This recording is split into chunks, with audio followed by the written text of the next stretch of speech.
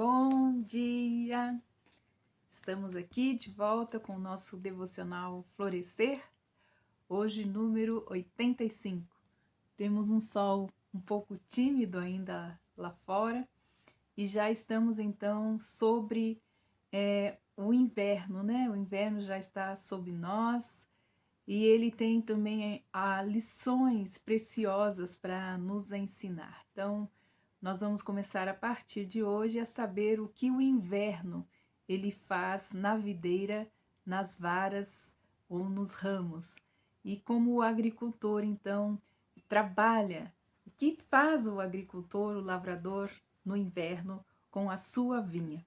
E nós vamos começar então fazendo uma leitura, Salmo 116, versículos 7 e 9 e versículos 12 e 13, que diz assim: Volta, minha alma, a teu repouso, pois o Senhor te fez bem. Porque tu, Senhor, livrastes a minha alma da morte, os meus olhos das lágrimas e os meus pés da queda. Andarei perante a face do Senhor, na terra dos viventes. Que darei eu ao Senhor por todos os benefícios que me tem dado? Tomarei o cálice da salvação e invocarei o nome do Senhor. A estação do inverno é a estação do repouso, do descanso. E Filipenses capítulo 3, versículo 13 e 14 diz assim: Esquecendo-me das coisas que atrás ficam e avançando para as que estão adiante de mim, prossigo para o alvo. Então, o inverno na vinha, ele nos ensina uma lição sobre o desvanecimento da glória. Aquilo que é no verão, né? Na época da colheita. A glória maravilhosa dos frutos, né? Brilhantes, dos frutos macios e doces. Então, ele vai embora quando chega o inverno. Após a colheita, a glória da vinha desaparece rapidamente. Agora as folhas se tornam amarelas porque elas concluíram a sua tarefa. Os nutrientes não utilizados durante o ano foram armazenados para o próximo ano. A vinha está então encerrando as suas atividades, preparando-se para a dormência, para o descanso. No vale, o inverno geralmente entra pela porta com uma friagem inicial nos escuros dias, né? Frios e gelados. Então, o repouso chega rapidamente à vinha, à medida que as folhas se tornam marrons e caem então no solo. O princípio do inverno não demonstra a glória da vinha. As videiras parecem secas e infrutíferas. Cachos de uvas ainda podres, perdidos, continuam pendurados de modo bem débil, descobertos na nudez do inverno. E o resto das vegetações, como escombros, enchem as fileiras entre as videiras. Alguns ramos se quebram, enquanto outros caíram perdidos, fendidos pelo peso do amadurecimento das uvas. Não é fácil assistir o desaparecimento da glória de Deus, seja na vinha ou seja em nossas vidas. Pior que isso é não fazer nada a respeito. No entanto, esta é a estação de se permitir que a glória se vá. Para ser uma boa vara na videira, temos que fazer apenas duas coisas.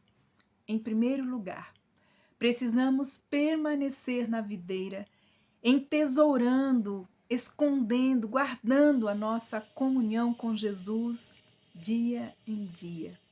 Em segundo lugar, nós devemos ser pessoas desprendidas de todas as demais coisas, até mesmo do sucesso da colheita. Discípulos sérios devem aprender o segredo de se desprender, porque Deus prossegue e nos convida a acompanhá-lo mesmo em direção ao inverno. quando o apóstolo Paulo resumiu em Filipenses 3 a sua paixão pela vida e pelo ministério, disse simplesmente que era para conhecer a Cristo. Tudo mais era comparado como lixo. Então ele acrescentou o que cada ramo precisa aprender. Esquecendo-me das coisas que para trás ficam, esforço-me em direção ao prêmio da maior chamada de Deus. Paulo não estava apenas se referindo aos fracassos, aos pecados, mas também aos sucessos e às alegrias. O perigo de estar pendurado na videira não é maior em estação alguma, senão no início do inverno. A colheita é um tempo de euforia, com oportunidades quase diárias de se tocar vidas. Vemos então Deus realizar coisas maravilhosas através das nossas vidas. As tentações estão muito distantes, até mesmo os nossos momentos difíceis são engolidos, por uma alegria que ultrapassa o limite. Mas como em todas as estações, a colheita ela deve seguir o seu curso e de repente as oportunidades já não estão mais tão carregadas de poder como estiveram antes. Só em menor número e às vezes mais espaçadas. Parecemos ser menos eficazes do que já fomos anteriormente.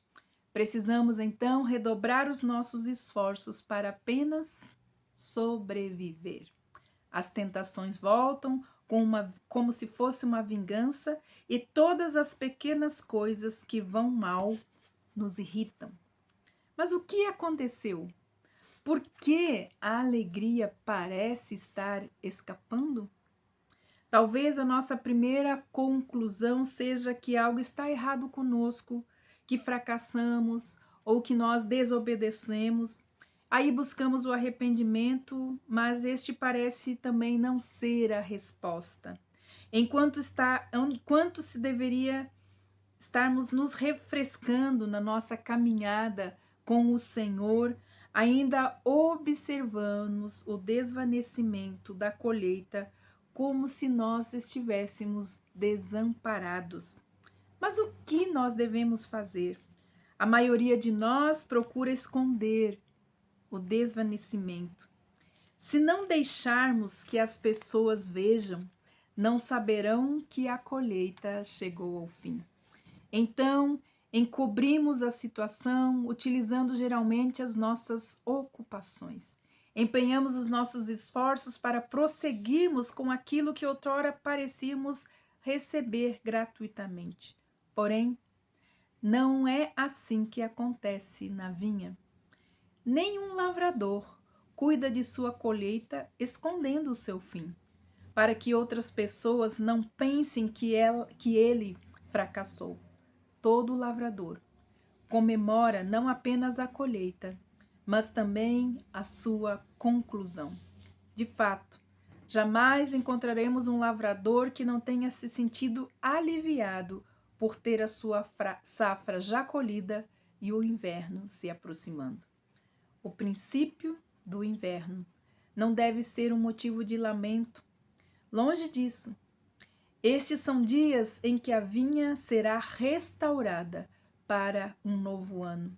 A atividade de crescimento passa a ser mais lenta, de modo que o lavrador tenha tempo para voltar-se a outras necessidades da vinha. Nenhuma estação de ministério tem a sua duração em aberto.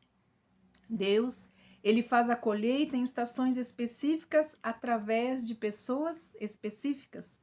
Se reconhecermos esse fato, poderemos permitir que ocasiões específicas de colheita se concluam, e então poderemos comemorar e nos sentirmos despreendidos. Êxodo capítulo 33, 14 diz assim: irá a minha presença contigo para te fazer descansar. A igreja primitiva fazia isso. Paulo e Barnabé, Empreenderam na sua primeira viagem missionária à Ásia e então voltaram, pois tinham sido recomendados à graça de Deus para a obra que já havia se cumprido. Não, nem todas as pessoas na Ásia haviam sido tocadas pelo Evangelho. Nem todos os problemas que havia naquela igreja haviam sido solucionados. No entanto, aquela ocasião particular de colheita estava encerrada para Paulo e para Barnabé. A sua tarefa já estava cumprida. Eles poderiam comemorar e prosseguir em direção a outras coisas que Jesus queria que fizessem. Lembrando-se, esta é a vinha do nosso Pai. Ele é responsável pela colheita. Ele planejou o que acontecerá estação por estação. Nunca foi planejado que uma única vara produzisse todos os frutos na vinha ou que vivesse continuamente na estação da colheita. Então, quando as oportunidades à sua volta se mostrarem mais lentamente ou mais lentas, quando você não parece tão eficaz quando você foi no passado, quando parecer que Deus está um pouco distante, deve ser o tempo da mudança da estação na sua vida. E se teve dificuldades em se desprender da glória da colheita passada, esteja precisando então, talvez você esteja precisando então do inverno que se aproxima mais do que você imagina. Na presença do Senhor também é um lugar de descanso. A estação do inverno na vinha é o momento de descansar. E amanhã nós vamos saber o que mais nós precisamos fazer ou deixar o Senhor fazer em nossas estações espirituais, como nós estamos aprendendo com a estação do inverno. Que Deus abençoe você e até amanhã com o nosso devocional Florescer.